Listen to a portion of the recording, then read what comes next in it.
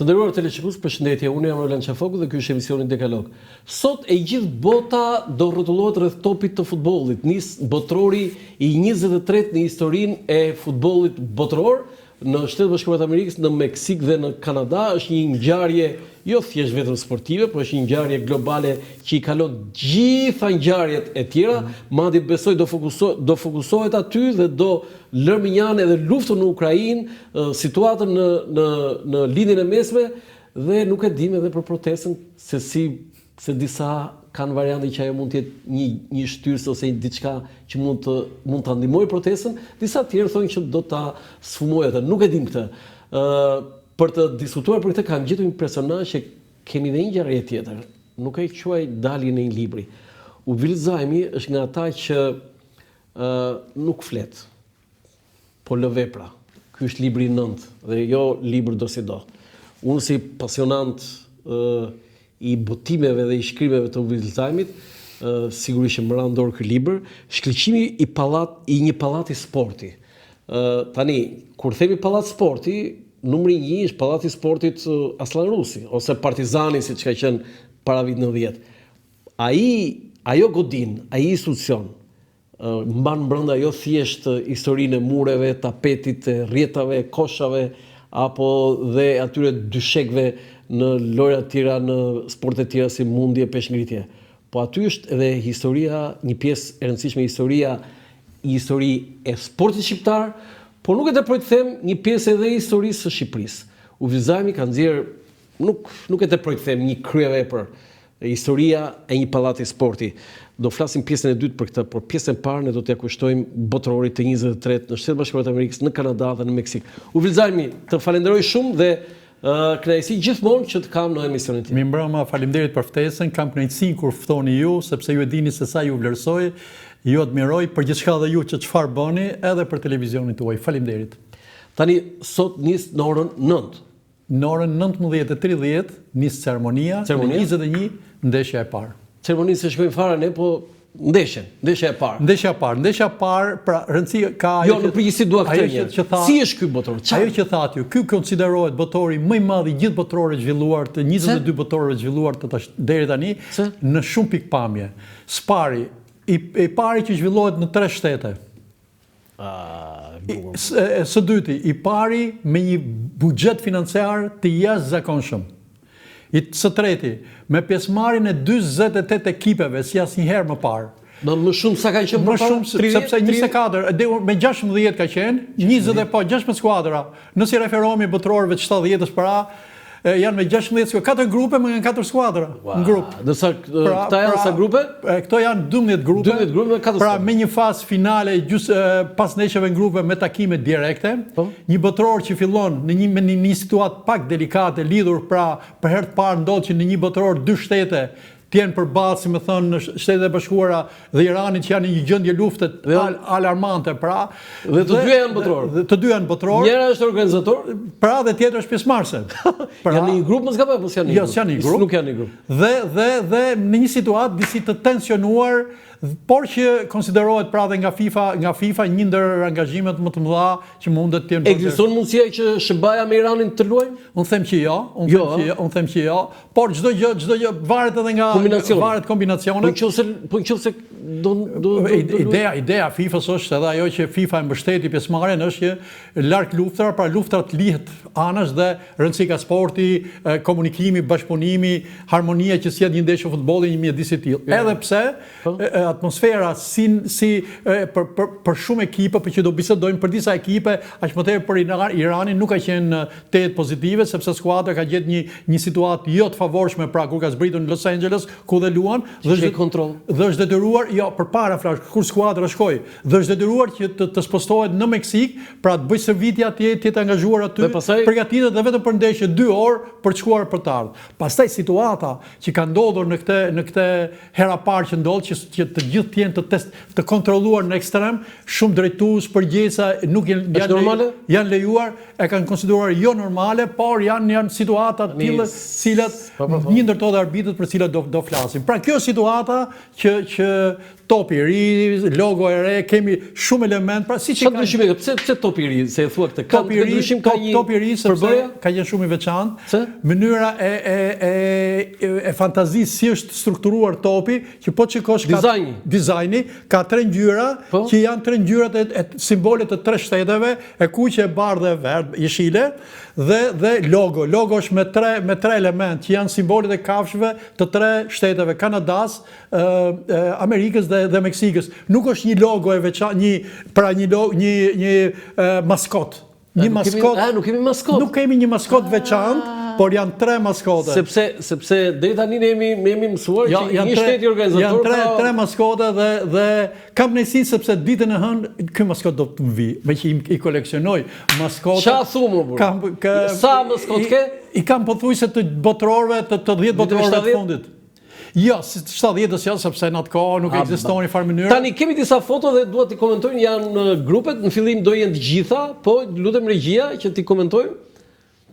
Ja, këto janë. Pra, në përgjithësi ka një lloj pasigurie për të dhënë një mendim se kush do jenë ekipet që do dalin.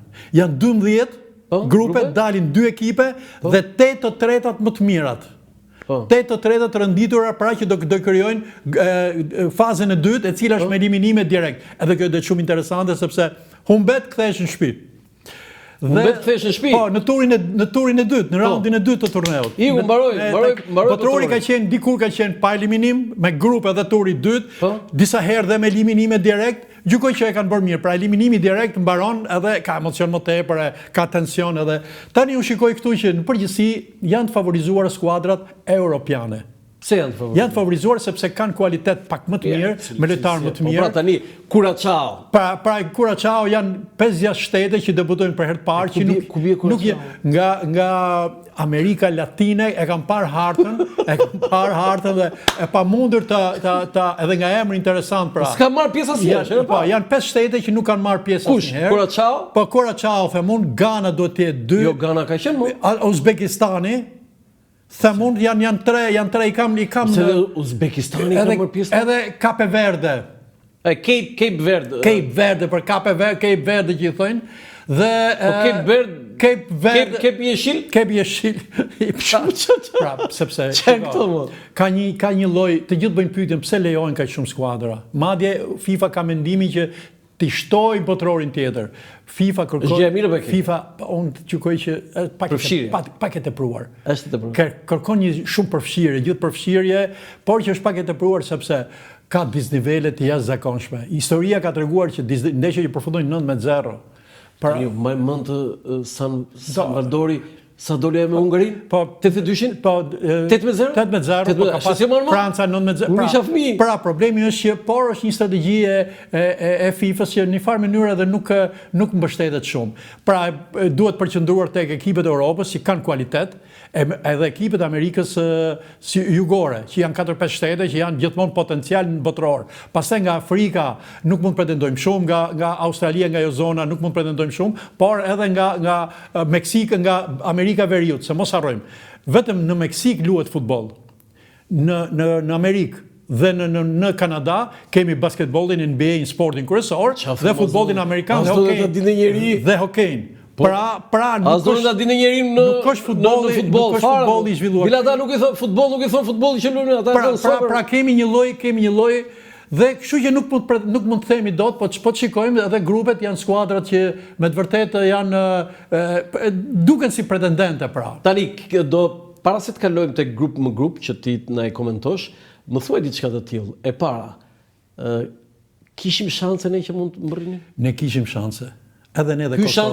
Ky shansi më i madh? Edhe ne dhe Kosova. Unë them që ky ka qenë shansi më i madh. Jo ai 86?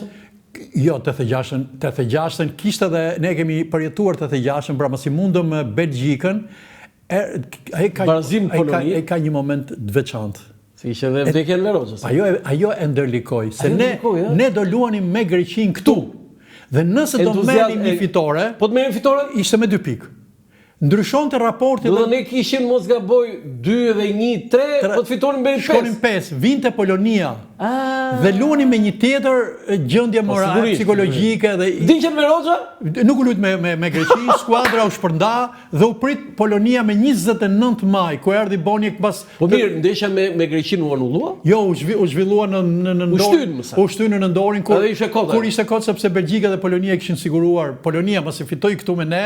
Do të thotë vdekja e Roxhës na nxori nga botrori. Sepse ra moralisht nuk u bën, skuadra ishte përgatitur, sepse kam shkruar, jam angazhuar për të si është zhvilluar skuadra e jashtëzakonshme. Është nga ndeshjet më të bukura të kombëtarit son? Një nga ndeshjet sepse unë duke qenë që i kam përjetuar nga 65-a ndeshjen me George Bestin e të gjitha me radhë, do të vendosja ndeshjen me Irlandën e Veriut me golin e Zhegës ndaj George Bestit 1-1 në ditë shiu, do të vendosja ndeshjen me Gjermaninë 0-0, që e kam parë që Mustafa me një stol me dorë se kishte shiteshin biletat në këmbë atëherë. Kam parë me Gjermaninë. Për mua kjo është ndeshja më e madhe. Humbëm me Gjermaninë 1-0 këtu. Flas për këtu.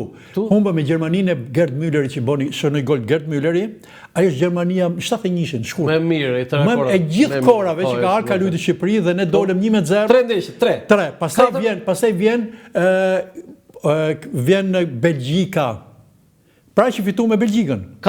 4, pastaj me Poloninë nuk deri ndeshjen tani pas 90-s do vështirë. Prit deri në 90-ën. Pas 90-s unë do të vendosja ndeshje. E di pse unë i ndaj pak sepse deri në 90-ën unë lunte me sportistë të shkëlqyer, por që nuk dilnin jashtë pa eksperiencë. Pa nuk lunin nëpër klubet huaja, kurse mbas 90-s ekipi përfaqësues. Mbas 90-s cilat janë top? Fitoria me Rusin 3-1 në Shkodër. Wow, 2001 jo, ka qenë Brigeli trajner. Po pra? 2003-shin.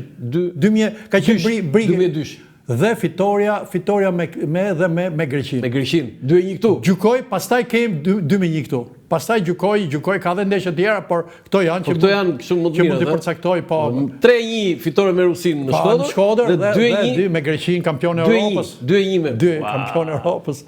Pra janë kemi zhvilluar ndeshje mjaft mira. Por kuptoti gazeta politike të dalin me kështu fiton Shqipëria ka mund të shkojë me gazetës Panorama. Pastaj ndryshojnë, kemi stade me trajnerë të huaj, rezultate të mira, lojtarë të mirë që vinë. Do të ti thua që ne kishim shanse të vinë? Ne tani kishim shanse. Sepse vjen më shans? Sepse vështirë, sepse po asnjëherë nuk vjen një mundësi. Do sukses ajo e Silvinjos që arriti në play-off. Unë e konsideroj sukses dhe mos harrojmë që Poloninë e kemi eliminuar, domethënë ajo ndeshje mund të kishte tjetër rezultat, pastaj me Suedin asgjë nuk i diej se kur luhet në një ndeshje gjithçka mund ndodhi. Domethënë ti e duke thënë që ne kishim shanse të mëdha për të shkuar në botror dhe gabuam apo jo, nuk gabuam. Ndeshja luajt mjaft mirë, vendosen detajet, momentet, nuk ishte se kishte diferencë madhe, nuk ishte se u gabuan formacion. Pra gjëra cilat. Po mirë, tani që të shkosh në botror, unë kam kuptuar, unë e them modestisht, kam kuptuar që kalon njerë në play-off, pastaj shkon në botror. Po mirë, dakor, po shikoj. Kur shikojmë Uzbekistanin, kur shikojmë ca skuadra këtu. Po janë në Evropë ato, në Evropë. Jo, po në Europë. Në Evropë ka absolutisht po. Po me kë grup ka qenë Uzbekistan? Po se ditësh s'm kujtohet me cil ka qenë, por mos harrojmë që kemi skuadra të cilat nuk absolutisht nuk kanë qenë nivelin ton. Ne na radhë grupi vështirë me Çekin dhe Suedin, pra ishin me Poloninë dhe mos harrojmë që Polonia ka lojtarë që luajnë në Europë. Edhe për ta mbyllur të Shqipërisë. Ky Roland Maran si duket më? Unë jam optimist për një arsye, sepse më mirë se italianët, një trajner italian, askush tjetër nuk e njeh mjedisin shqiptar dhe askush nga ne më mirë nuk njohin mentalitetin italian. Po 2 ndeshjet e para, 2 humbje? Janë teste të gjitha. Të gjitha janë teste. Italia mezi fitoi me Luksemburgun. Ishte Italia që luajti me Luksemburgun, mezi fitoi. Janë teste. Lojtarët kanë tjetër mentalitet, kanë marrë kampionatet, pra janë të lodhur, nuk kanë angazhimin maksimal. Unë gjykoj që asnjë kush mendoni mund vitet trajner ekipit përfaqësues. Me aq edhe sasinë financiare, me mundësitë që jepen dhe që e njeh Shqipërinë dhe që e njeh futbollin shqiptar në një farë mënyre. Okej, foto tjetër që kemi grupin e parë, grupi A,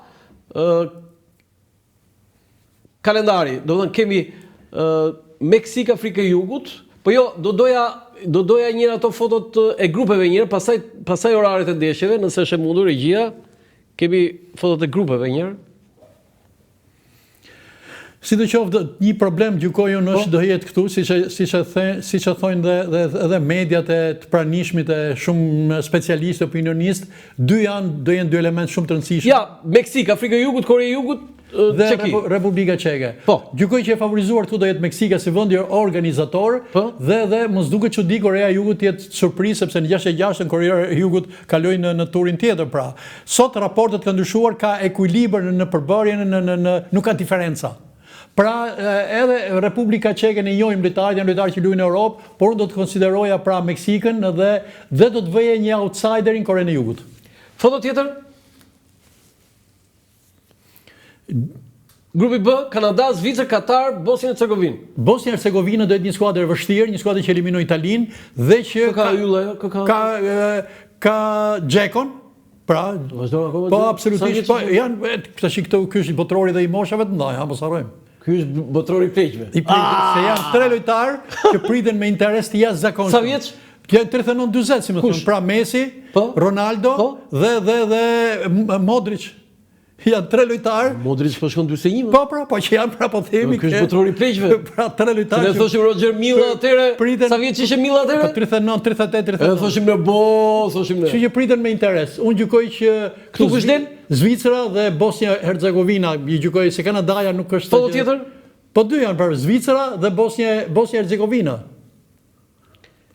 Haiti, Brazil, Marok, tu jemi Brazil dhe Marok, thëmë, Skocia nuk më bind. Maroku janë skuadër sepse janë lojtarë. Po nëse që luajmë me Skoci na zhdë. Po mirë, tjetër.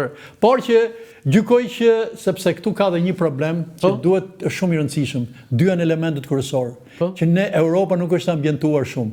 Nxehtësia, atje, orari dhe orari. Pra, kurse për me nxehtësi Maroku është i ambientuar. Skuadrat europiane do e kenë shumë problem për cilën do flasim pak më vonë se çfarë do bëhet, si do ta përballojnë. Okej, foto tjetër? Edhe Haiti dikur ka qenë për SBA, Australi, Paraguay, Turqi, tani SBA mund të kalojë? Absolutisht po. Po, unë them që po, sepse po është një skuadër që intereson gjithë që të jetë në turin tjetër, ka lojtarë që luajnë në Europë, ka ndryshuar mentaliteti lojtarë e famshëm si Messi që kanë luajnë atje, i kanë dhënë një lojtarë të parë që kanë luajtur aty kanë qenë Pelé, Beckenbauer.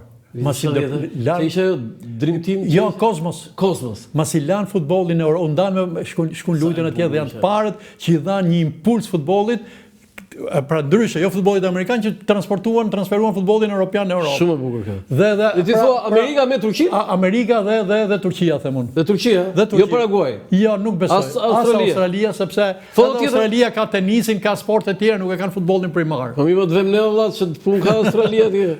Foto tjetër? Gjermani, Ekuador, bregu filldisht, Gjermani dhe Ekuadori këtu. Jo bregu filldisht? Jo, Gjermani dhe Ekuador. Bre se mos del Kuracao. Kurios jemi për to parë. Kuracao. Ka shumë interesant. Por unë se ti ku bie, mo? Foto tjetër. Hollandia, po një Tunizi, Suedi. Unë jam e fort. Hollandë dhe Suedia. Japonia, gjithmonë këto janë paparashikueshëm, ka një futboll që në rritje, por tradicional mbeten Hollanda dhe Suedi. Madje Hollanda mund të them që është edhe kandidate për pretendente. Për ta fituar. Se shpesh goditën 3, pra vjen rreth 3 skuadra të mëdha, por siç është Brazili, është e parë është Franca. Francë, Spanjë, Brazil. Tash si grupi tjetër, Hollanda është një nga skuadrat pretendente. Foto tjetër? Belgjik, Egjipt, Iran, Zelandere. Këtu jemi Belgjik dhe Egjipt. Dhe Egjipt, e? Edhe Egjipt. Po Irani s'ka shansë. S'ka shansë. Në luftë. Jo, po nuk kanë lojtarë cilësorë që të themi shikoj. S'kan si futbollistë. Po s'kan, nuk kanë sigurisht edhe ajo situata politike është godet dhe psikologjikisht skuadrën. Foto tjetër? Spanjë, Uruguay, Arabia Saudite. Ti nuk e vë fare Spanjën? Po e vëm pra, tham. Do të thonë Brazil. Jo Brazil. Francë, Spanjë, Brazil. Francë, Spanjë, Brazil. Po, edhe pastaj këto. Dhe Hollandë. Hollanda jemi pas 3 parave gjykoj. Pas 3 parave. Po këtu Gjermania pas Spanja thua ti dhe Uruguay. Futbolli latin është i vështirë dhe gjithmonë është i favorizuar për të kualifikuar. Foto tjetër? Francë, Senegal, Norvegji. Norvegjia ka lojtar, ka Holland, mos harrojmë, ka u kualifikua duke eliminuar Italinë, dhe Franca që është skuadra gjykoj më e mira në këtë botror. Flas për kontingjentin e futbollistëve. Dakor se ka fuqi fizike, kur ka pasur ndeshje të rëndësishme, nuk është të tregon gjë. Tu 7 neshje, 8 neshje janë, pothuajse. 3 do i fitosh se ke skuadrën më të mirë, 1 do fitohet me shans, 1 do fitohet me episode dhe shkon finale. Tu nuk është kampionat që por janë lojtarë që në momentin e dur të caktuar të shpëtojnë. Foto tjetër? Argentina, Algjeria, Austri. Argentina, Austri. Po mi akoma Messi, sa botrori bie Messi? 4 botrore pothuajse. Ose Modric 5, Po, bravo. Modric 5. Po, 5. Po. Dhe këtu Argentinë me Austri? Austrinë them unë sepse Algjerinë nuk kam informacion që të them që shiko as Jordanin. Që Argentina është e sigurt dhe Austri mund të jetë Algjeria një surprizë, por nuk e besoj. Si ajo atëherë kur tha, do me Gjermaninë që unë thë, si ishte e batuta, thaj, po humba me Algjerinë, do qeth kokën zero. Po, dhe ashtu. Bravo. Po qethi kokën zero? Humi Gjermania. 2-1 pra? Po, dhe doli Austria. Po kjo është 78-ën, botrorin e 78-ës në Argentinë. Po skuadra austriake kishte super skuadrë dhe ato kanë ardhur në 81-ën këtu, ai grup lojtarësh erdhën këtu. Polster e këta? Prohaska, Polster, po bra, erdhën këtu. Super. Foto tjetër? Portugali, Uzbekistan, Kolumbi, Republika Demokratike e Kongos. Tu është Portugali dhe Kolumbi. Gjykoj që nuk diskutojnë këto dy skuadra. Kolumbia gjysmë të lojtarëve i ka në Europë, i ka çpërndar. Kë ka të mirë, ajo ekip më të mirë ka pasur atë. Po super ekip Botafogo. Ai ka pasur atë me Valderraman atë. Kolumbia gjithmonë ka pas lojtarë dhe ka shpërndar. Kë ka sot? Sot nuk jam i përqendruar për të thënë emra, por janë çai duhet Portugalisë Ronaldo akoma. E vjen sepse është figurë e madhe, personalitet të rëndit kur e shikon fushore. Ore po i plaku. Ja, pa gjendje që ka treguar në Arabinë Saudite. Jo, sepse gjithë ekipi do luaj për atë. Po, këtu luhet për 1 gol, për 2 gol. Lojtari i mirë, un kam një rast që do ta them, kur Partizani ka shkuar në Torino në 68-ën, në darkën e stërvitjes para ndeshjes, një natë përpara ndeshjes, Rafik Resmia ishte trajner i Partizanit. Ndërkohë që nga kënaqësia ajo, atmosfera e bukur e freskët në Torino, ky kishte rrështu disa topa që vija 16 metrave dhe godiste. Rafik Resmia godiste. Gjithë specialistët duke e parë dhe i befasoi sepse godiste jashtëzakonisht mirë Rafiku. Ne jemi 68-ën. Kur mbaroi stërvitjen Partizani i than, "Këtë lojtar nuk e pam në Shqipëri që pse nuk luajti ky?" I than, "Ky është trajneri." Si thanë atë trajneri dhe kaq mirë godet, ne vetëm për kaq do ta mbanim në skuadër. Në një moment të caktuar, ta aktivizonin për të na shënuar 1 gol. Siç është edhe historia e golit Farukut në Burrel, kur për Burrelin u dha një goditje faulli me Tepelenën, Berti Ashari e mori nga stoli e futi në lojë. Dali Faruku, lojtarin e famshëm. Faruku që lutet me Partizanin? Që lutet me Partizanin, ka lutur me Burrelin me Lushen. Pas e shkoi me Lushen. Është një ngjarje dhe kjo është një ngjarje për shënoi gol. Dhe shënoi gol dhe lojtarët nga gëzimi hypën sipër, u dëmtu dhe doli. Pa luajtur as 1 sekond. Shënoi gol, u dëmtu se nga gëzimi lojtarët i hypën sipër, se shënoi Nence. Ishte edhe Nence. Berti Ashari bori ndrimin, ky goditi, shënoi dhe lojtarët nga gëzimi hypën sipër dhe ky u dëmtu. Dhe Berti prap Ashari kërkoi ndrim dhe doli. Është një nga rastet unikale që pa luajtur 1 sekond, shënon gol edhe del. Po kështu pra janë të lidhur. Okej, foto tjetër. Grupi L, tani Anglia ime. Angli-Kroaci. Anglia ime? Anglia ka një problem. Anglia ka një problem. Po çai kanë bërë Anglis? Nga 66-a, botrori i parë që kemi ndjekur ne, madje edhe në film kur u shfaq, nuk ka fituar asnjë. Mallkim, ë? Se si është problemi me këtë skuadër, super lojtar, të jashtëzakonshëm. Kanë Kane lojtarin me 150 gola në hajde gjë. Pra nuk e di aftësia e trajnerëve edhe pse kanë aplikuar kanë patur. Di çka kanë kapur një element bukur?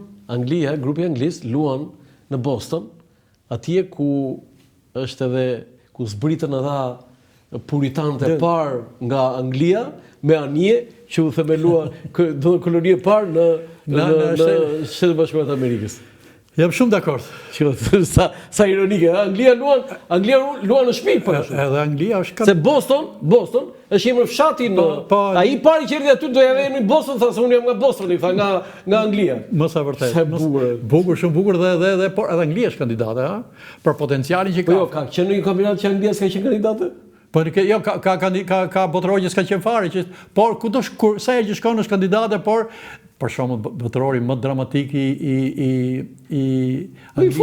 fundit i parafund kush? Kur i boni golin me dorë, ishte në golin me dorë Maradona. Dhe ku jemi prap në Meksikë, në Meksikë, 86 pra. Dore Zotit thaj. Si do kishte shkruar ndeshja nëse do kishim VAR? Po sigurisht pa, atë do ta anullonte edhe arbitri, pas arbitrit asistenti, sa është një goditje e dukshme. Po pse panatave? Jo, se kanë parë, asnjë se ka parë.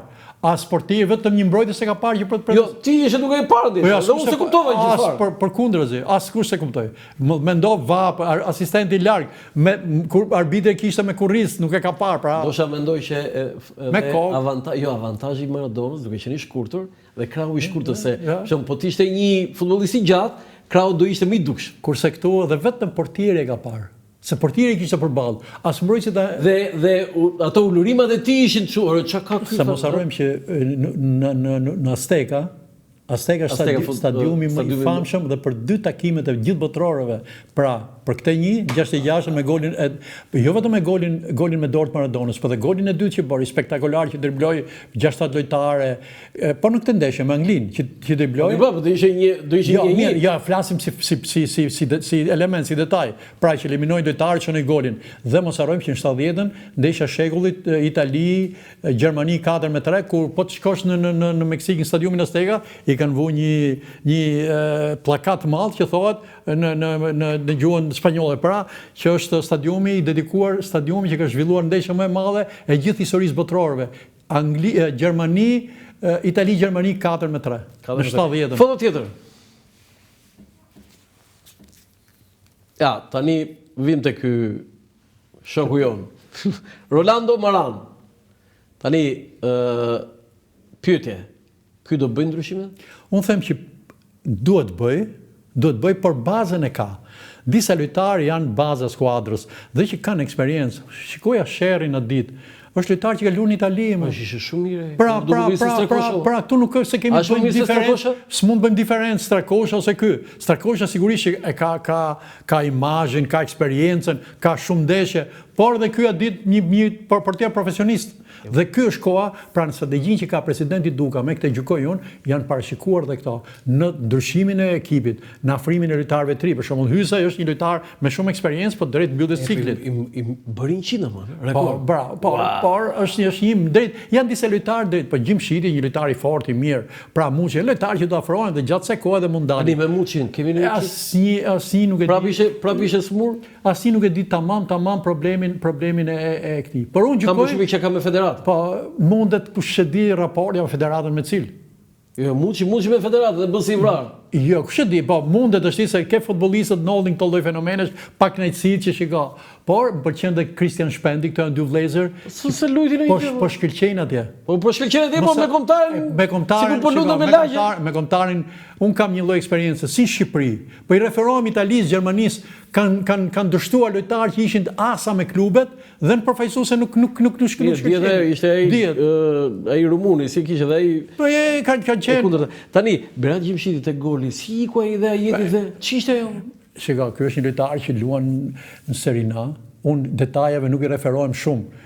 Sepse e shpërfilli, mos harrojmë që vinë mbas një turneo 60 ndeshje. Tigi ai xhiroi. Po ky është lojtar kryesor i Atalantës, ku një nga skuadrat finaliste në Champions League në kuptimin e Sigo ai Luksemburgut. Janë detaje, nuk i referohem detajeve, është një lojtar shtyllë ekipit tonë përfaqësues. Tani dhe një pyetje për ta mbyllur. Pse Maran preferoi Ramadanin dhe jo Julian Sheu? Është preferenca time.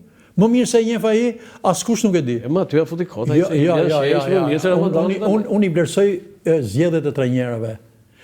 Roland, më mirë se njeh ai që rrin, nuk është se rrin shumë kohë gjatë, sot kanë ndryshuar raportet, 4 ditë rrin. Më mirë se njeh ai, më mirë se ai që ka informacionin që merr askush nga ne. Dhe duhet të jemi për një gjë duhet të jemi koshient që nëse një trajner do doj rezultatin të marrë rezultatin maksimal, do vej atë më të mirin. Atë që gjykon ai që jep ka frutë, pra jep ka rezultat. Kështu që nuk unë përgjithësi nuk i dyshoj dhe nuk janë diferenca të mëdha lojtarë. Kush e fiton botrorin tani që ta presun? Botrori kandidati kryesor është Franca. Ka ekipin më të mirë. Ti me ke tifoz? Unë jam me Argentinë në futbollin latin. Pra më pëlqejnë futbollistët. Po më pëlqejnë futbollistët latinë sepse Anglia del në finale?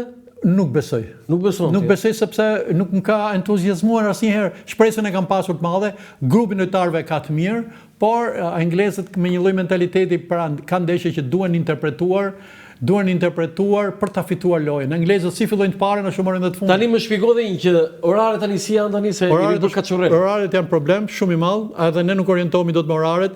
Janë problem. Sot fillon në orën 9. Vetëm sot, pastaj fillojnë. Nesër do kemi në orën 4 të mëngjesit. Tani 4 sot është ende, nesër mëngjes në 4. Për 4 sepse korrespondon me orën 10 në Amerikë, pra në të 3 shtetet.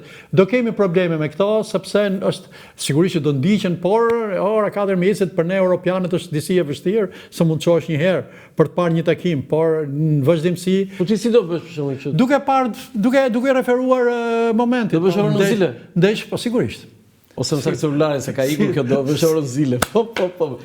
Kur ishte botrori në Meksik në 86-ën? Po varet edhe nga ndeshjet, sepse sigurisht po jo vetëm po edhe kur zhvillohet në Amerikën e Jugut, në 2010 u zhvillua në Amerikën e Jugut, pra, dhe edhe oraret pothuajse. Do të shikojmë çfarë ndeshësh ja vlen për ta parë apo jo. Koraçan unë për shembull nuk do e lë pa e parë. Në orën 2 të natës do të çohem, do vë celularin në zile dhe do shikoj edhe atë që ishte jo bregu fildish, që ishte tjetra kepi i gjelbër. Edhe atë nuk e lë pa e parë, do të çohem në orën 4 të mëngjesit. Mos e vërtet. Foto tjetër tani, kemi disa foto, fakto nuk janë foto. Na ishte njerë Pallati i Sportit Partizani. Kush ndërtoi Pallatin e Sportit Partizani? Tashti kalojmë edhe njerë, ky është libri. Merreni, blini, lexojeni sepse do keni një dhuratë të çmuar. Është me të vërtet një libër fantastik. Ja do na tregoj tani gjëra dhe histori interesante e Vilzajmi, që mund ta quajmë edhe historiani zyrtar i sportit shqiptar. Nuk e teproj ta them këtë. Se librat që ke bërë ti, tani ato duhet të jenë kështu në një kolan. Se është kolan tani, 9 libra, është kolan, nuk e 2 libra, 3 libra. Një nga librat që më pëlqen që po nuk i kam bërë fare publicitet, është një libër që flet për 2 qenë që kam patur, nga Jolie te Sky. Një libër që më ka emocionuar jashtë mase, jashtë natyrës time, po që i referohem 2 qenëve. Nga Jolie te Sky, 16 vjet me një qenë. 16 tjetër? Jo, tjetin nuk donin të merrnim kur ndroi jetë pra i pari, nuk donin të merrnim qenë tjetër. Vajza në Amerikë u lidh me një shoqën e saj dhe ajo i gjeti një qenë labrador shumë bukur. Dhe e morëm për 2 javë, e majtëm 3 muaj. Një histori që deri në momentin që u ndam në aeroport, kur e futëm në atë karejën që e mori dhe kur u takuam pas disa muajve në Washington me Sky. Ti do shikosh në ndeshje në Amerikë? Ja, këtu po këtu sigurisht. Okej, tani, na ishte një Pallati i Sportit Partizani. Këtu shkëlqimi i një Pallati i Sportit. Tani, kush e ndërtoi Pallatin e Sportit? Pallati i Sportit ky është fundi i librit. Po? Ky është fundi i librit sepse librin e ka mbyllur duke i rikthyer na ishte një herë Pallati i Sportit Partizani për faktin sepse shumë shpejt Pallati i Sportit do prishet. Këtë e tha dhe Ilir Trebicka në promovimin e librit dhe do bëhet një pallat i ri. Dhe unë në libër kam vu pra, kur ti të hapësh librin fund fare, na ishte një herë për t'u rikthyer. Janë faqe me fotografi siç ka qenë Pallati i Sportit, pra deri dhomët e Kush e ndërtoi dhe si Pallatin e Sportit ideja ishte e Petridumës, si një generali që duhet përcaktuar. Zëvendës ministri i mbrojtjes. Atë general, zëvendës ministri ka qenë i mbrojtjes, po i mas Beqir Ballukut. Pra ishte Beqir Balluku dhe ky shef i shtabit dhe zëvendës ministri. Pra, mirë, unë di shef shtabi, po pas ka qenë dhe, okay. Petridumi duhet të një njeri sportiv, i apasionuar pasportit Partizanit, po dhe shumë dashamirës dhe një kontribues me shumë lojtar për jetën e shumë lojtarëve tjerë dhe karrierën. U vendos sepse do zhvilloj një spartakiatu me shtetet, me vendet e ekipeve lindore, të ushtrive të vendeve lindore. Shqipëria nuk kishte mjedis të mbyllur, luaj në mjedis të hapur, fushat zezë, në qiell e najër, dhe u vendos, dhe është bërë për një vit e gjysmë. Kanë punuar të gjithë me edhe sportistat, për një vit e gjysmë, po edhe sportistat kanë kontribuar në ndërtimin e këtij Pallati i Sportit, modern absolut për kohën. Ne shpjegoj çik si bëhet për një vit e gjysmë një Pallat Sportit. Po këtu shkojnë 5 vjet më burr. Tjetër jo, me 3 turne u përdorën hambaret e avionëve. Tani, ai ka qenë hangar të avionëve. Avionëve, dhe aty ka qenë aeroporti Tiranë. Po, aeroporti këtu ishte hangarët, u përdor dhe po të shikosh, ti referohesh arkitekturës, është jashtëzakonisht modern për kohën. Jemi në 62-shin kur kanë filluar punimet. Inaugurimi i këtij është bërë në korrikun e 63-shit, kur sapo filloi Spartakiat për një lloj veprimtarie me këto 4 shtetet, pra që ishin 4 shtetet e lindore, Korea, Lindjes. Tani më thuaj sportet që janë ashtuar aty. Aty janë zhvilluar 7 disiplina sportive. Volejboll, basketboll. Po jo, një volejboll, 2 basketboll. Po pra, volejboll, basketboll, 2, mundje, 3, peshngritje, 4, gjimnastik, 5, ping-pong, 6, handball. Dhe handball? Handball, për 72-shin për herë të parë, aty është luajtur po. Se unë do prej handballit pastaj? Po unë prej s'pati, nuk pati veprimtari u luante pak, por jo që tani mbretëresha e këtyre sporteve kush ishte basketboll? Basketboll, volejboll, nuk i ndaj dot, sepse të dyja janë të dyja dhe tash historia pra libri për thënë, do të them diçka që Tirana në ato vite kishte jeta e tiranasve ishte e lidhur në 2 drejtime, artistike dhe sportive, pra e kryeqytetit, po dhe Shqipërisë, po i referohem kryeqytetit. Kryeqyteti kishte një pallat kulture, teatrin popullor, estradën dhe kinemat. Që ishte pjesa e kulturës. Kurse për sportin, pallati i sportit u kthye në një mjedis i jashtëzakonshëm në fundjavë, ku mbi 3000 vet, nëse në kinema do shkonin 200 vet, 3000 vet ishin në mënyrë sistematike çtu në diel. Sa merrte pallati? 3.500. 3.500. Çfarë thua? Po, ishin ngjitur fare aty. Po 3.500 dhe mos them që edhe 4.000, sepse ky pallat sporti është frydzuar për disa elementë tjerë, koncertet e Bujar Kapexhiut, 4.000 duar trokitje. Ja vuni 4.000 sepse u mbushte me 4.000 njerëz.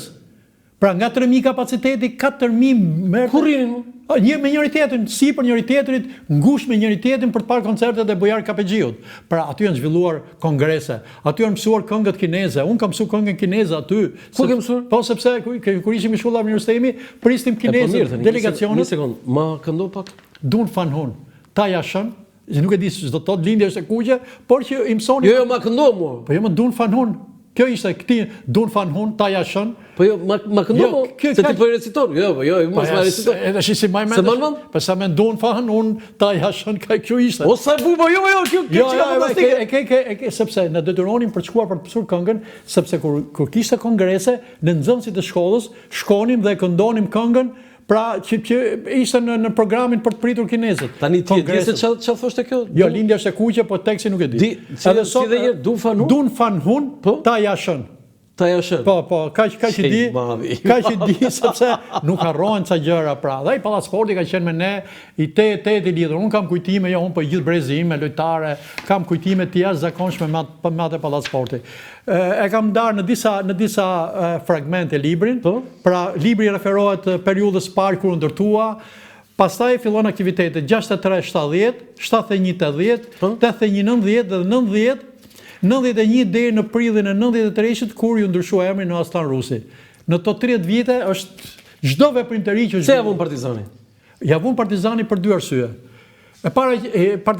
Ai pati 2 emra, Partizani sepse u ndërtua në zonën e klubit Partizani, por pallati i sportit ju dedikuar rinisë të Tiranës, pra kryeqytetit. Por emrin e mori sepse ishte në zonën e Partizanit. Dhe ajo që është për tu befasuar, për cilën e kam thënë unë, jam referuar çdo detaj që ka lidhur me këtë pallat sporti. Edhe gërmat sipër shkruhet para. Shikojmë se si. Pallati i sportit është shkruar me gërma kapitale. Kurse emri Partizani, dizajnatori e ka bërë me gërma dore. Po pse? Fantazi shumë e bukur. E jashtëzakonshme dhe kur ju prish, kur i mori emrin Aslan Rusi, ju hoqën këta emra. Por në kujtimet tona, në nostalgjinë tonë, ishte shumë e bukur pallati i sportit me të shkruajtur me Partizani aty. U bëmi që ndrua emri? Po normal, vjen një moment që edhe mund të ndryshojë, bëhet fjalë për një volejbollist kolos, një volejbollist që flasim tani për Aslan Rusin apo pak më vonë? Foto tjetër? Jo, Aslan Rusi ka karrierën e tij që e pra të flasim tani mirë, i marr me radhë. Tani në përurim kush ishte? Beqir Balluku, ajo është një revistë origjinale e kohës kur është përuruar me Petri Dume duke folur, kurse Beqir Balluku duke Shiritin, ë? Shiritin. Ministri i mbrojtjes. Po, bravo. Po, ministri i mbrojtjes preu Shiritin. Tani edhe Mbesa pret shumë Shiritin. E paska në gjendo. Shu kanë qenë të lidhur, këto njerëz kanë qenë të lidhur me sportin, drejtuesit dhe Beqiri si ishte? Tifoz i Partizanit, po Tiranës me origjinë, kështu një farë mënyre ishte i lidhur me në ekuilibër. sepse nuk i lejohej që të shfaqeshin edhe shumë entuziast për një skuadër. Mua më ka thënë që ishte tifozit çmendur i Partizanit. Po, që ishin gjithë çmendur, po mos kujtoj që shkonin në stadium dhe bërtisë. Sepse kur themi, po kështu kanë qenë gjithë ato. Foto tjetër. Tani erdhi Aslan Rusi. Tani këtu kemi kaluar në fund, për cilët po jo, i kam bërë që shumë dakord, por unë në mbyllje se ka një kapitull në mbyllje me disa elemente të veçanta. Tani e para një të lutem na fol pak për Aslan Rusin.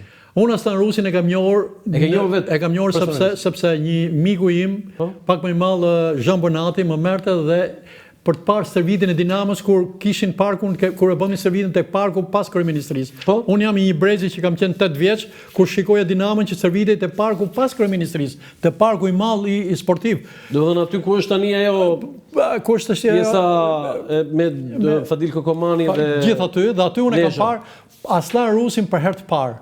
Si ishte? Ma përshkruaj pak. Një djalë i sjellshëm, i edukuar. Sa i gjatë ishte? 1.87. 1.87. Po, s'ka qenë shumë i gjatë. Po, kaq, pra, fizik i mirë, korrekt, mund ta konsideroj ndër volejbollistët më të mirë absolut. Të gjitha kohët. Madje po të tregoj një detaj që në ndeshjet që zhvillonin jashtë, skuadrat flenin në një hotel.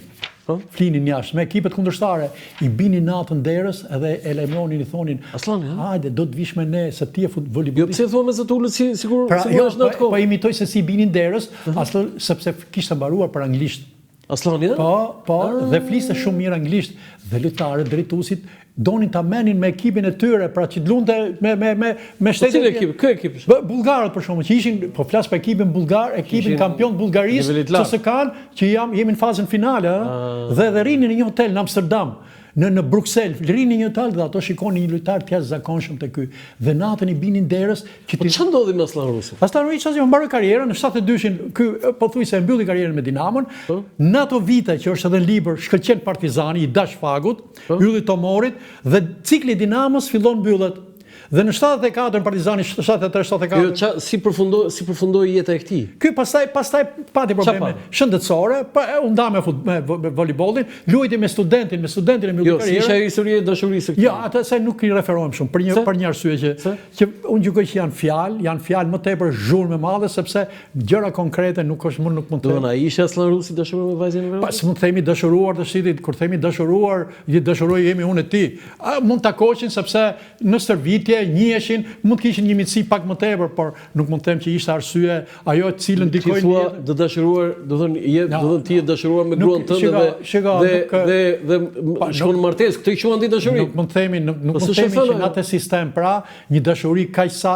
Jo, për ata që na ndjekin se dinë historinë, këtu e kam fjalën. Jo, se nuk do t'i futem historisë, Landi, di pse? Sepse ne kemi përjetuar ato dhe unë kam dëgjuar të shumë mrapa komentet, ne kemi përjetuar, nuk është aq sa edhe njërë për ata që, se ne jemi tjetër brez, ata që ta ndjekin, tani, ky ishte i lidhur me vajzën e... Pas mund të themi lidhur... Se ti e quen dashuri edhe kur kalon martesë. Jo, nuk mund të themi lidhur, një miqësi, edhe mund të ketë qenë se volejbollistë ishin në një klub, një ky sportist. Pa luajti shumë pak ajo, nuk është me Dinamon Krishtik Tartari.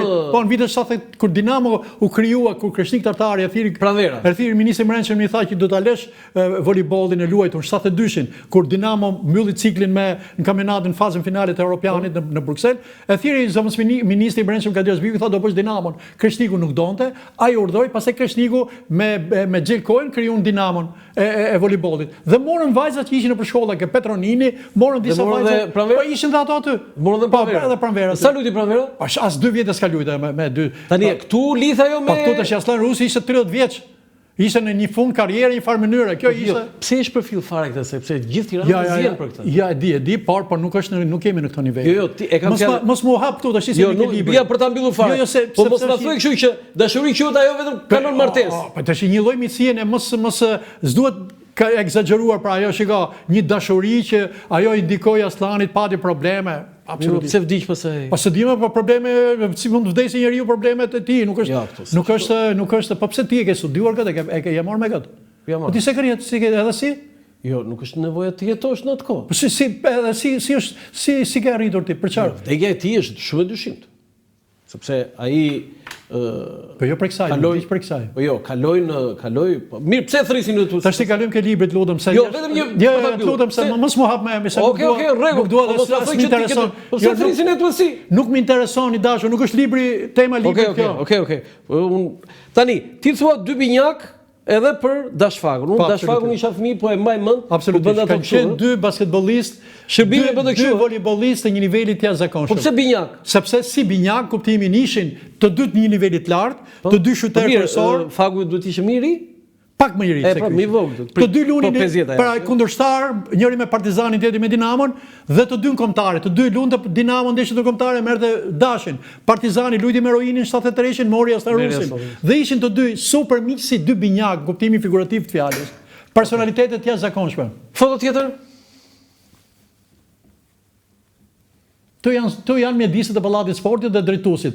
Kryesori një nga administrata ka qenë në Zela, ky i cili ishte njeriu për cilin Pallati Sportit nuk kishte kuptim. Po pse nuk kishte? Sule gjatë që i thonim, ai ishte njeriu që administronte pallatin, për përgjigje për pallatin, Sule ishte simboli i Pallatit Sportit. Foto tjetër? Këtu jemi tash me kampion, me personalitete që i tregojnë një flet libri vet, to janë foto, po në faqen tjetër është. Vëllezrit Fox, këta të Beratit? Po, bravo. Të Beratit, po, bravo. Vëllezrit Dhel, pra. Po, bravo. Mbaj mend. Tani, ajo mundja klasike, ai mos është atje deputeti ai atje? Ja, s'kemi këtu, e kemi në vend tjetër atë, e kemi në vend tjetër.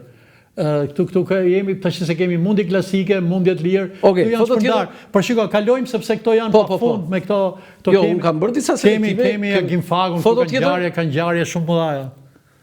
I merr Pampuri, pra. Tani ma shpjego pak këtë që ne kemi një kampion olimpik apo nuk kemi? Po, absolutisht po. Atëre kemi një fitues medalje? Po, kemi sepse ky quhet, po si quhet? Sepse ky atje u rendit në vendin e them aty, do të jetë në stilin kur ky, por bëhet fjalë këto rezultate ky arriti në Myni. Po, në Olimpiadë. Bravo. Por unë i referohem Pallatit Sportit një farë mënyre, pa rezultatet e arritura në Pallatin e Sportit. Mirë, dakor. Duke u referuar një kampioni i cili ishte nën kampion olimpik, pra kampion olimpik në shtytje. Por që një rezultat i cili pati një lloj problemi. Jo, e kam fjalën ne në Olimpiada botërore. Quhet që kemi një medalje? Po kemi një medalje. Kjo është. Po, kjo e këtij. E vetmja medalje. Po, kjo e këtij. Medaljari. Po, bravo. Wow. Foto tjetër. Këtu jemi me Dinamon Çfarë ishte kjo Dinamo? Kjo është një Dinamo e tillë. Historia e kësaj Dinamo është skuadrën e krijoi Harun Dajaka. Një trajner i shtatëvendorit, ai e krijoi. Kur në 72-shin, ajo që thash 73-shin, Kadir Azbi urdhoi Dinamon, ai e mori këtë skuadër dhe me aftësinë e tij, intuitën e tij, edhe ka pak kohë që ka ndruar jetë, ai mundi të krijojë një skuadër.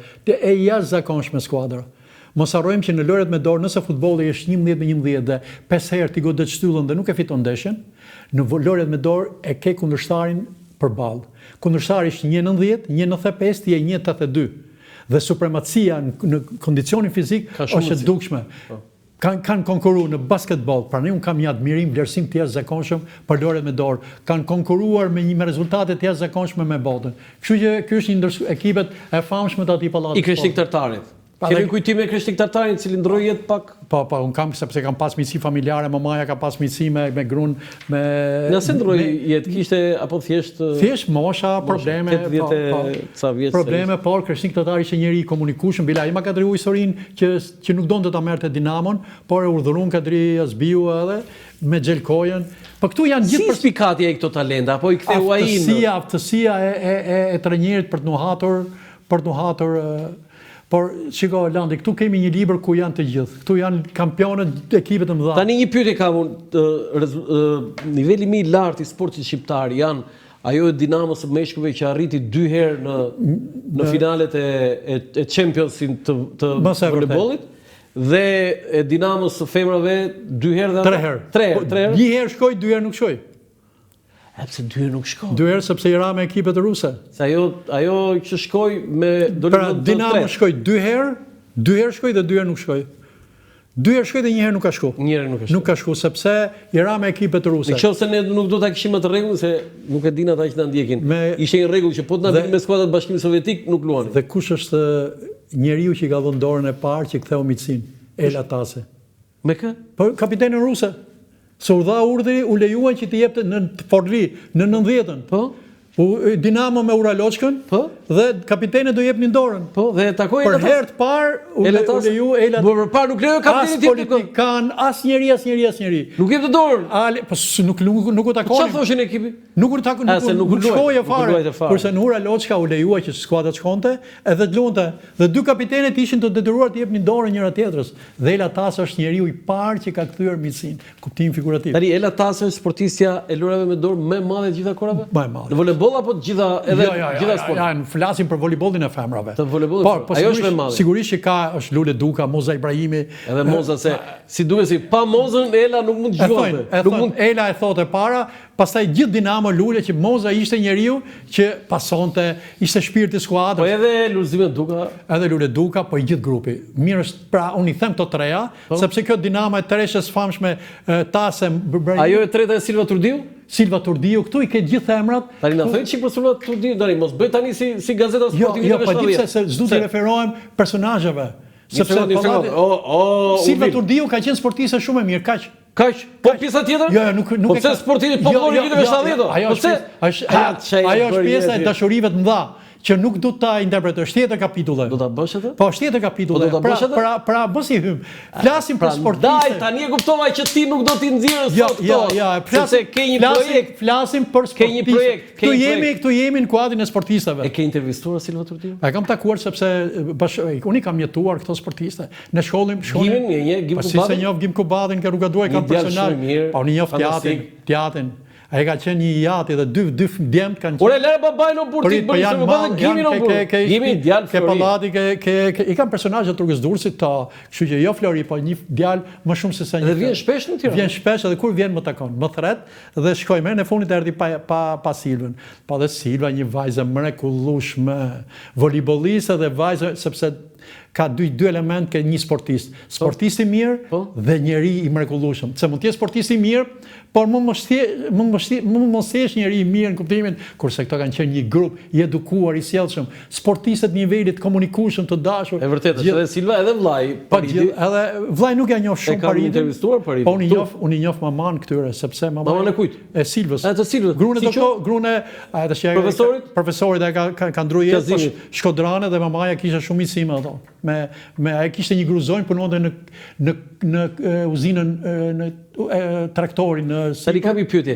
Si do ta kujtoj qyteti Tiranës Silva Turdiu se deri tani shteti, institucionet nuk e kujtojnë, nuk e vlerësojnë, nuk i kanë dhënë një, nuk po them të japin një distintiv apo një dekorat, po një kujtim ky qytet me atë vajzë që u përjashtua 2 herë nga universiteti. Me nuk është rasti i parë. Jo, një sekondë, po Silva ka rast tjetër. Mos i bën sa tjera ka këtij niveli. Jo. Unë njoh vjet sportistë. Shiko, unë njoh. Por ky qytet nuk do ta kujtoj Silva Turdiu me një diçka, nuk e di. Për çfarë? Për atë çka bërmë. Çka ka bërmë? Si sportiste? Po si sportiste ishte gjithë grupi këtyre. Një sekondë, e dyta, me atë që ndodhi, po i ka borxh ky qytet Silva Turdiu. 2 herë përjashtuar nga shkolla, nga universiteti. 2 herë. Herën e parë për ngjarjen e Mehmetçell dhe herën e dytë se u fut në ambasadën Dykorrik. 2 herë përjashtuar nga universiteti s'ka asnjë në Shqipëri. Unë nuk do të futem këtyre detaj sepse unë ka problemi që tillë që unë kam jetuar drama shumë të mëdha se sa kjo. Se kush është drama më? Ka sportistave, unë kam jetuar drama që kam jetuar nga afër sepse kemi miqë shoqe. Kush? Po këtu kanë njerëz që kanë hyrë në avion, që ke shkalla fundi kanë thonë zbrit pak ne, edhe kanë çuar në burg.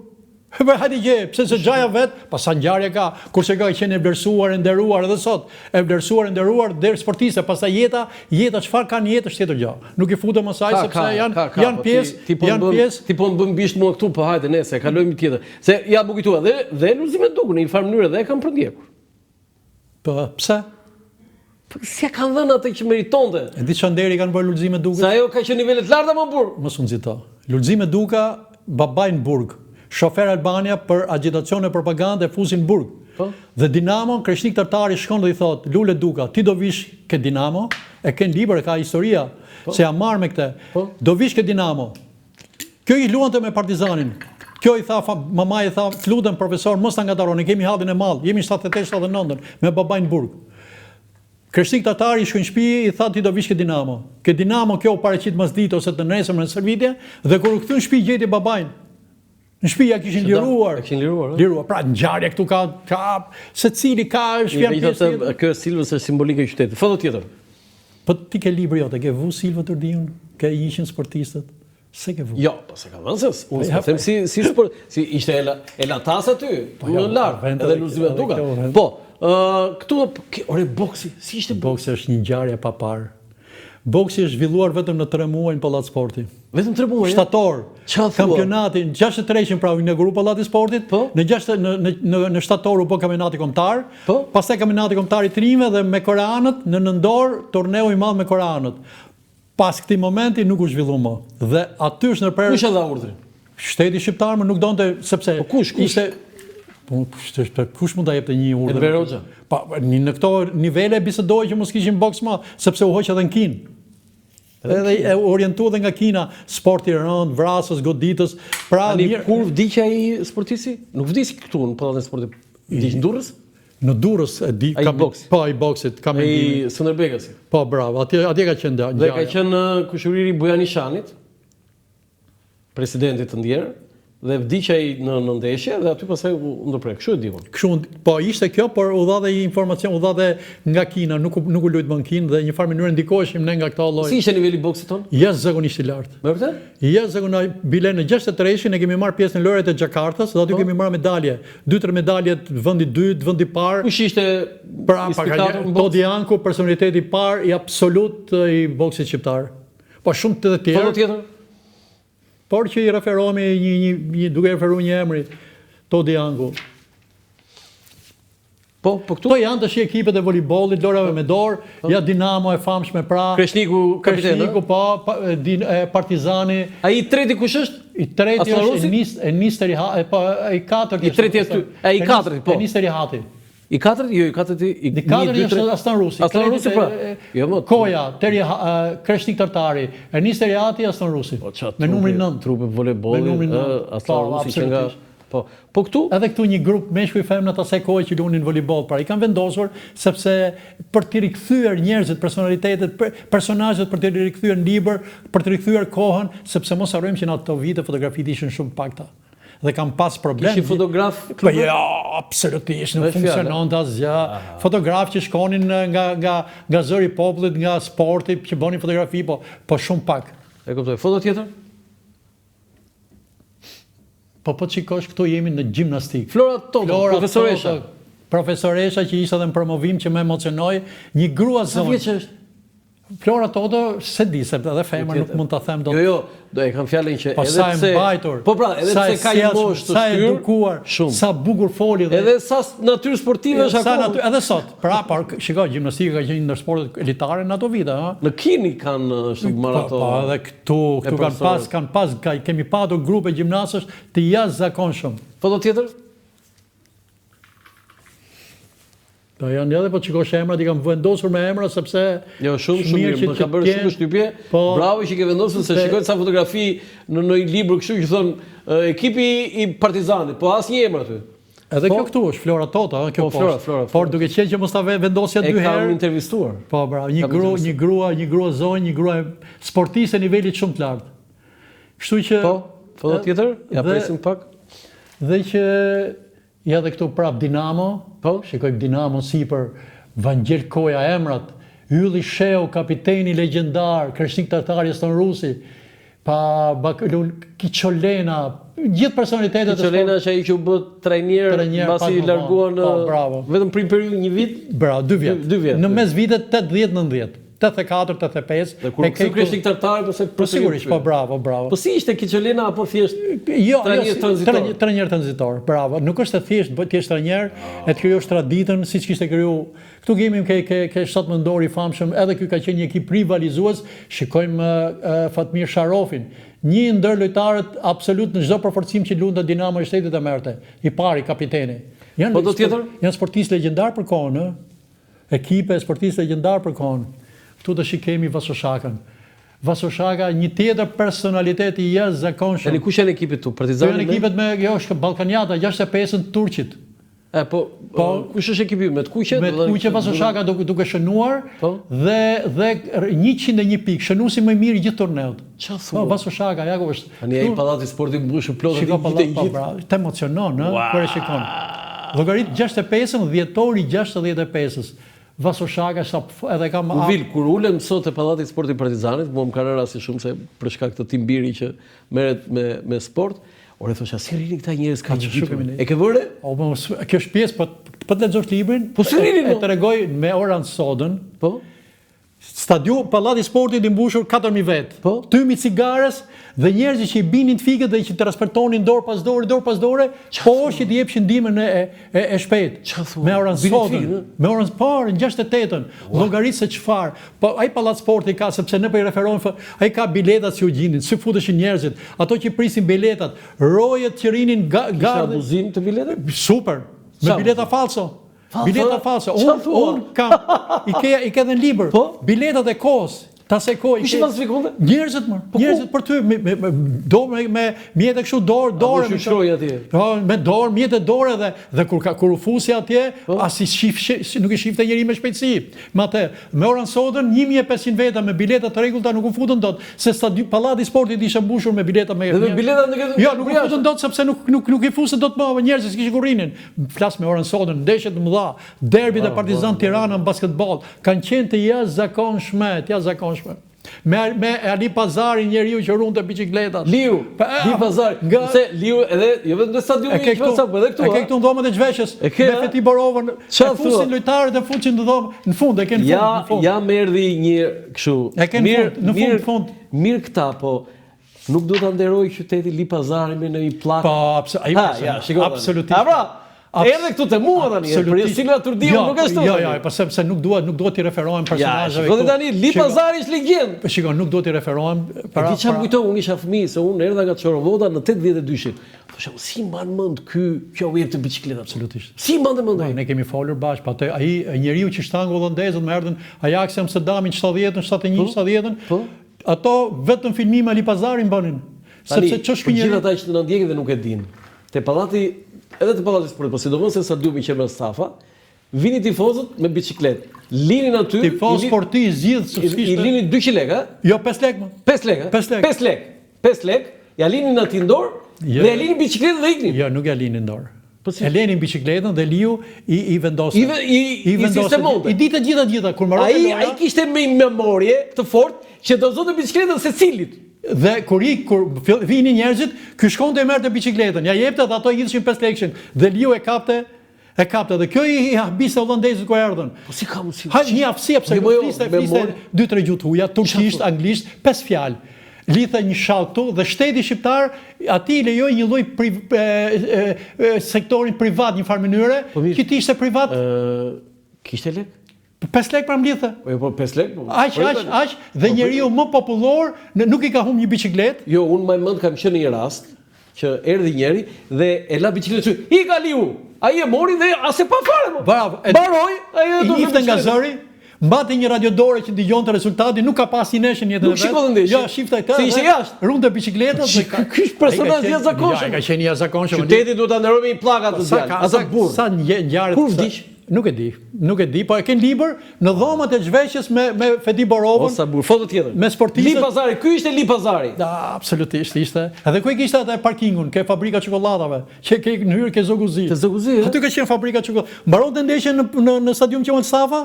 Vite me vrap aty dhe pse ndeshjet aty. Po pas ka qenë i pasur, pas ka bër lek. Ka bër lek. Po ç'lek. Kto jemi me Agimfagun. Kto është. Po tani na folëm çik për dy gjëra do të them për këtë ndeshje. Kjo është një nga ndeshjet më të mëdha zhvilluar në pallatin e sportit Partizani, Oran Soda Partizani, 48 pikë të Agimfagut, ndeshja parë që un kam parë 2 pikë. 2 pikë, po bravo, ndeshja parë që un jam futur në pallat sportit, më ka futur një burr, atëherë që i thonim shok më merr dhe mua, e kujtoj shumë detaje, kujtoj të kësaj, por ka 2 momente, 3 momente shumë të rëndësishme. Po. Që Agimfagu bëri 48 pikë, shtangu një botë, një Europë me radhë dhe ndeshja përfundoi 73-73. Një rezultat që nuk ekzistonte në basketboll. Dhe kur mbaroi 73-73, askush nuk dinte çfarë do bënim. Ndërhyri presidenti i Federatës Botërore të Basketbollit që ishte në Tiranë dhe i tha që do ta quajmë të rezultat. Nuk mund të luhet se s'dinin ç'banin. Se sot shtyhet 5 minuta. Po, atëherë, po se ishte në Kupat e Europës nuk e kishin këtë, se kishte atë ndeshja e dytë. Dhe për atij moment ju vendosi të kishte barazim në ndeshjen e parë. Është një moment prej kësaj ndeshje u vendosi të ndryshojë rregulli. U ndryshoi rregulli pra. Shumë e bukur. Them që aty do të kesh. Tani çfarë Agim Fagu është sportisti i lojrave me dorë më i mirë i gjithë kohërave? Ja, s'mund ta them. Kemi disa. Sepse nuk mund të difër. Janë disa pyetje që janë nuk mund të themi dot, nuk mund të përcaktime unë. Sepse s'jam unë ai, pra kemi një grup lojtarësh që janë personalitete Jo, janë personalitet, por Gimi ka një profil tjetër. Absolutisht, Vasoshaka, personalitet, Kushtrim Zaçe, Gazmen Çaçi, Ilir Trebicka. Ja, s'mund bëj dot. Jo, janë pa diskutim. Foto tjetër. E kalova atë me Lipazari. Po, aty e ke them unë, te kjo ekstra.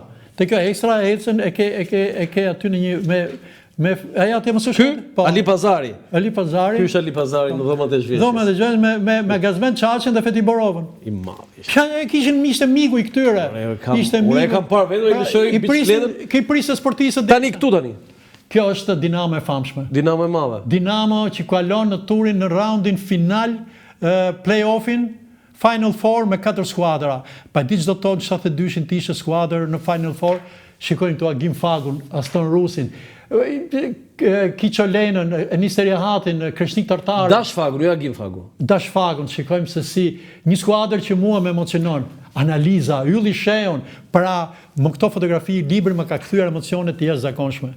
Sepse në çdo moment, po pse garat në ngritjen e peshave, aty u kthyen në një foto tjetër ja se duhet kemi një me peshngritjen. Kështu që Dinamo, kjo është një Dinamo, një ekip i ri. Mohamed Parmeti mori përsipër të organizonte ekipin e Dinamove, të riformonte ekipin e basketbollit Dinamove. Jemi ke parku i ministrisë, kryeministrisë për këtu. Dhe shikojmë Viktor Pap grupin e Dinamos dhe Viktor Papavangelin. Shikojmë në krahun e djathtë të Mohamed Parmetit trajnerit. Mund ta konsiderojnë ndër basketbollistët më të mirë gjitha kohërave Viktor Papavangelin. I dolën lot kur mori librin. Ka qenë sportisti i cili ka një karrierë edhe që thua ti, ky në kulmin e moshës, në kulmin e formës, u kthye në Vlorë, sepse se Orion Glozheni doktori ka luajtur. Po. Para një javë ai në mes poshtë? Po, bravo, para një javë takova. Ja ky është grupi i viteve 70 jemi në. Se Glozheni ka luajtur basketboll. Po, me Dinamon. Po si kështu që këtu kemi një grup, ja i ke emrat. Dhe Viktor Papavangeli, një ndër sportistët. Foto tjetër, se është edhe një njohur tjetër që ka luajtur me Dinamo në basketboll. Foto tjetër? Kemi këtu është basketbolli. Edhe ky është një grup jashtëzakonshëm i Tiranës. I basketbollit Qemal Shaçi me atë Vera Dojakën, me Bukurosh Shtizën, Ferhatin, Konçin, janë edhe këto treja, janë Pavlina Llacin, personalitetet mëdha të kohës, i shikoni me admirim brezin. Po, foto tjetër?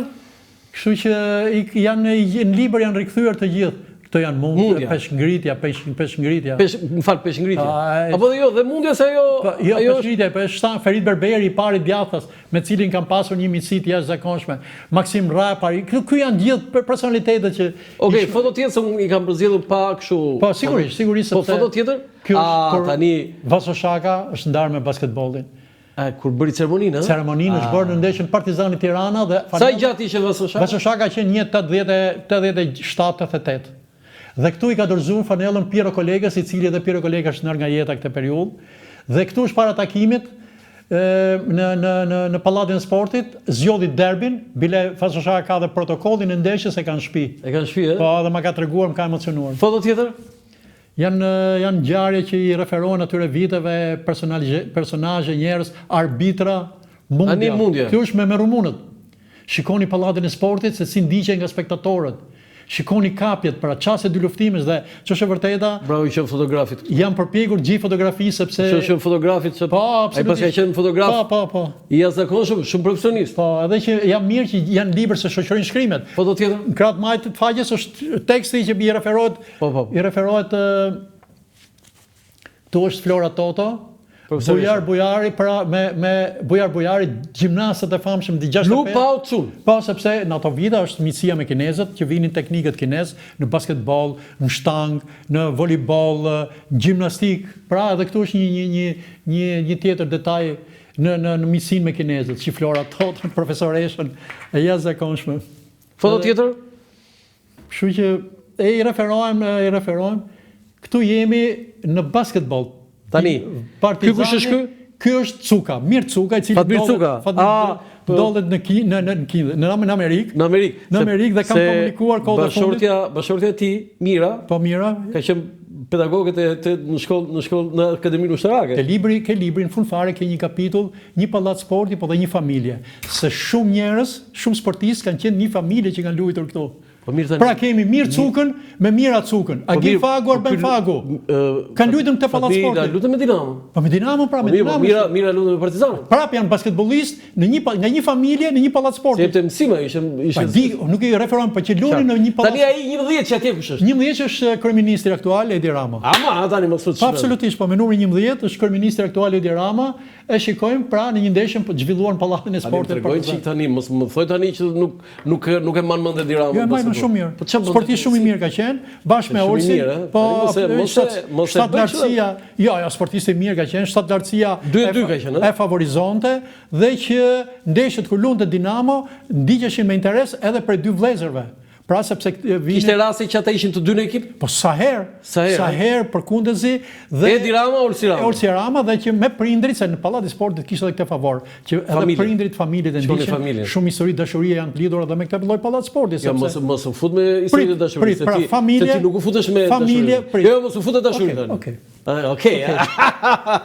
Tani çfarë histori dashurie kishte atje? Fatmir Cuka me Mira Cukën. Po ja njoftën atje, pallat sporti, por edhe tifozët që vinin, shikoj pallati sporti. Edhe Zyshmirë, disa sa e doni shumë njerëz mrekullues. Pallati sport, po ti ke motra Dreni që lunin me Dinamon. Po. Pra ke tase, sa familje ka. Mos ta largosh shumë. Tani ta fol çik për Dinamon. Ka qenë një sportist i mirë, por mendoni një sportist artist. Pra sa artisti ishte në artin, sa i lidhur me artin, edhe me sportin, por jo shumë, sepse ishte një sportist i cili ndiqte me interes, sepse dy vëllezërit bonin një lloj ishin të veçantë për atë kohë. Tani unë mbaj mend tani mos fol sikur s'mbaj mend asnjëri tani. Unë mbaj mend që sa fut që Dinamo merrte 5 personale në xhir. Ja, nuk është. Si unë mbaj mend shumë mos nuk është. Jo, mos bëjmë këto lloj përcaktime që shiko. Merrte shumë personale mo. Ishte lojtar pra impulsiv dhe sigurisht që reagimet shoqëroheshin me personale. Çfarë roli kishte Rama? Qendër më ka qenë lojtar qendër i gjatë.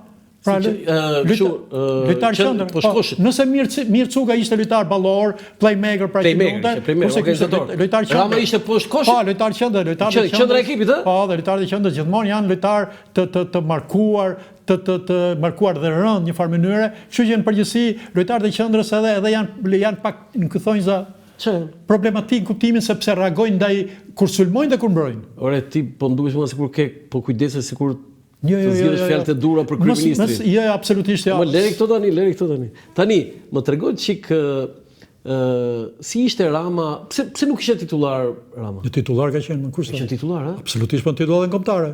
Mirë, më kombëtare patjetër. Po titullari Dinamos dhe në kombëtare. Sa pse la, se 27 vjeç. Po laj sepse shumë sportistë angazhohen me gjëra të tjera, u mor me artin, pastaj edhe kjo ishte. Jo, kishte probleme atë me azmën që ka thënë? Jo, nuk e kam dëgjuar këtë detaj që të kishte probleme. Ka thënë vetë, që sporti, por kështu ishte me art sport. Ndërsa Olsi ishte angazhuar me dhe Olsi ishte më i qetë, më në ekuilibër. Kurse Rama ishte më impulsiv sa lojtar më i mirë. E mendoj ndonjëherë ndaj që ky 11 që do bëhet kryeminist i Indit? Jo, absolutisht jo, sepse bëhet fjalë për vitet 85, 86, 87, këtë periudhë kush i mendonte. Kështu që unë e mbaj mend sepse unë kam ndjekur. Jo, më e kam ndjekur. Se mbaj mend dy luftimet Çaçi me Ramën, kur lutet Dinamo Partizani. Po sigurisht pra, se ishin dy lojtarë kryesorë të ekipeve. Ishin të dy qendër. Të dy qendër luanin. Si kush do ishte pa Partizani dominante.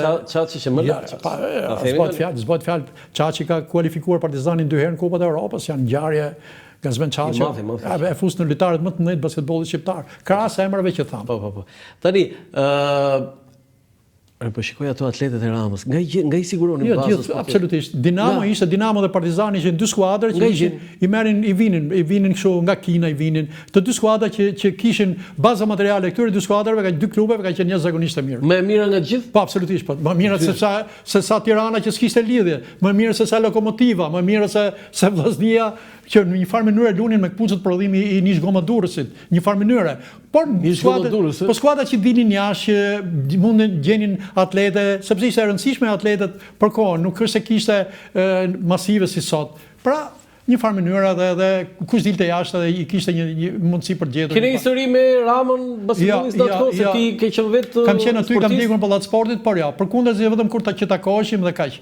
Që them, unë isha i lidhur më tepër me Partizanin dhe me Ilir Trebickun, me grupin e këtyre. Rama ishte pak më i veçuar sepse mbaronte, ishte i angazhuar i impenjuar me gjëra të tjera. Ndryshe, pak më ndryshe ishin mirë Cuka. Tani këta basketbollistët që u futën politik si Edi Rama, Ilir Beqa, Edmunda Gjinasto, Klodeta Dibra, më foli çik për këta. Unë kam mendimin që pak e sforcuar. Pse? Po sepse s'kan shumë lidhje, kupton? Në ato vite dhe aktorë që u futën për shumë njerëz u futën politikë edhe për arsye, për kushtet, për atmosferën. Si ka qenë Ilir Beqa në basketboll? Lojtar normal. Jo e nivelit që Qendra ka qenë Ilir? Edhe Ilir Qendra, por edhe lojtar formacioni edhe jo djali profesorit. Unë e njoh dhe mirë dhe e njoh dhe nga profesori dhe nderim dhe absolutisht homazh për Hamit Beqen, ai i vlerësuar jashtëzakonshëm. Maksimalisht kur ecën rruga ashtu avash profesori, kështu që kam kujtime të tjera. Me atë zëri radiofonik, ëh? Kam kujtime të tjera me këto kështu. Unë janë breza të cilët po do të gjinaso si ka qenë si basketbollist? Jo në nivelin që mund të them që jo në nivelin. Po Klodeta Dibra ka qenë mirë Klodeta. Absolutisht. E jashtëzakonshëm. Tjetër ky është brezi i. Po pra, Klodi ka qenë jashtëzakonshëm. Dibra, Edra Libega, Mirza Libega, Valentina Myrto, i ketë gjithë në libër këto njerëz, po Edra Libega 48 pikë neshëm, diçka që e të merr një kolos e basketbollit, ajo Vali Myrto. I gjithë grupi këtyre se do lënë emër pa përmendur dhe përgjithësi Tirana i kishte, klubet e Tiranës, u bë Partizani pastaj. U shfaq Partizani në basketbollin e femrave. Tani të gjithë kjo gjë kaq e bukur që i ke pasur libër. U shua? Po avash pa me largimin e viteve janë harruar, por që ky libër është edhe një homazh për ato që nuk jetojnë, është edhe një kujtesë që duhet në mënyrë absolute të rikthehemi tashtimën prag botrorit. Shikojmë televizorin italian se ky është që ne i referohemi. Kanë rikthyer çdo ngjarje të botrorëve që kanë marrë pjesë. Kanë rikthyer çdo ngjarje. Kanë marrë pjesë në botror? Unë i referohem jo fenomenit, se si kujtojnë, si rikthejnë. Kurse këtu nuk bën dot një film, nuk kemi një detaj, një moment për t'u rikthyer, për të parë Agim Fagun me Oran Sodën. A është ai filmim? Po mund të jetë, nuk e di a ekziston apo jo. Nuk ekziston asgjë. Vetëm dokumentaret që jepnin para filmit, që jepnin një minutë e gjys. Po nuk shkruhet, nuk përmenden, nuk kujtohen. As për vjetoret, as jo kujtu Krishnik Tartari tash me qendroi jetë. Pa di çfarë kolosi, është trajneri që ka fituar 25 tituj. Astrid Greva 25 tituj.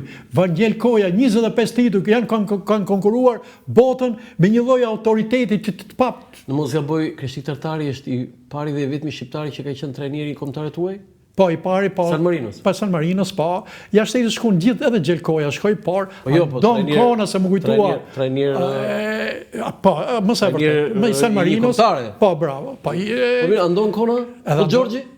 Ja, Andoni ishte trajneri Partizanit. Po Gjorgji edhe jo trajner, edhe Gjoç Kona, por. E kam pas profesor. Por Andon Kona një zotni bor. Trajneri Partizanit që thyu mitin e Dinamos. Tani unë edhe nga smova një çik, po ti me këtë pasion që ke i kam jetuar meriton i kam jetuar jo, për të jetuar i kanë jetuar dhe tjera tani. Unë i kam jetuar nga 65-ën deri ke brezi im. Nuk është kjo arsyeja.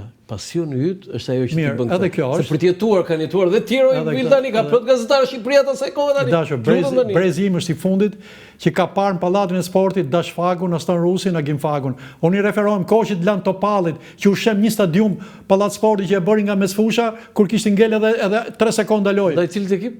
Ndaj Partizanit me një finale më të mëdha.